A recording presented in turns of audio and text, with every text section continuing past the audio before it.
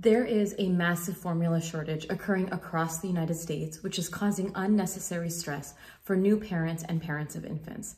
During the first week of May alone, 43% of baby formula was out of stock across the United States.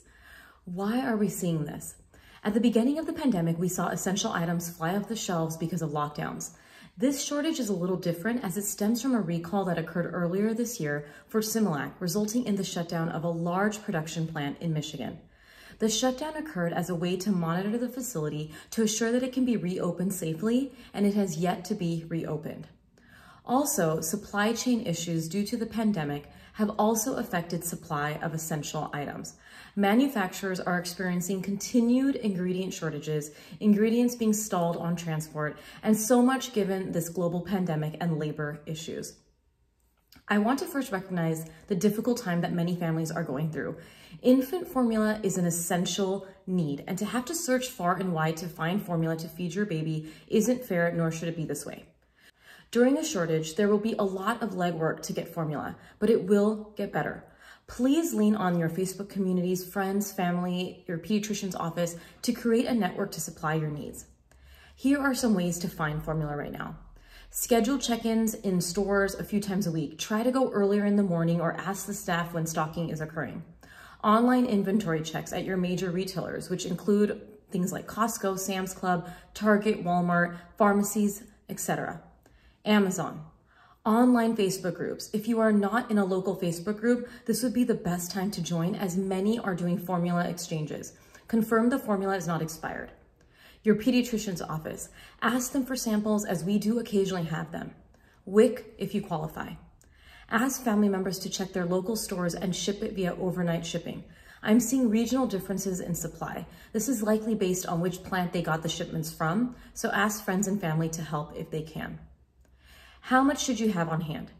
In a shortage, we want to be mindful of everybody's needs and our own. I would have a stash of 1 to 2 weeks and prioritize refilling to always have at least 2 weeks worth. In an ideal world, a longer duration would be wonderful, but everyone is in need, so be mindful of this. Many retailers are limiting purchases for the time being. What formula should you buy if the one you use is not available? If your baby is tolerating a formula and that one is not available, it's okay to switch to something that is equivalent. We want to be mindful of the composition of the protein and sugar in that formula and find something that's comparable. So speak to your pediatrician about options to swap out. But if they are unavailable, you can also contact the WIC office and look online for swap outs that are available. If your baby is on an extensively hydrolyzed formula like Alimentum or Nutramigen, or specialized formula for premature babies like EleCare, speak to your pediatrician if your baby can swap to something else. Always search for generic equivalents as well if they are in stock. You do not have to stick to brand names. What should you not do during this shortage, or really ever? You shouldn't purchase formula that is more specialized if your baby doesn't need it for a medical reason.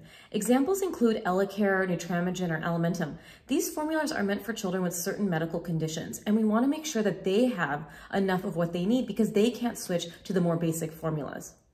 Number 2, don't dilute powdered formula to make it last longer.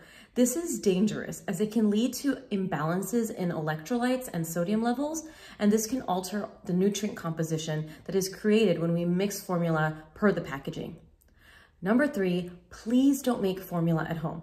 Social media is running rampant with at-home formula recipes. Please don't do this. Your home is not a sterile facility, and the composition of these homemade formulas is not nutritionally sufficient for your baby. So you can risk them being malnourished or they can get an infection. So please don't make it at home.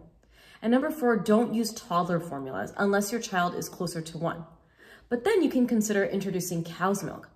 I've always recommended introduction of cow's milk as early as 10 months, as long as the child does not have an allergy indicated by a clinician to milk protein or dairy.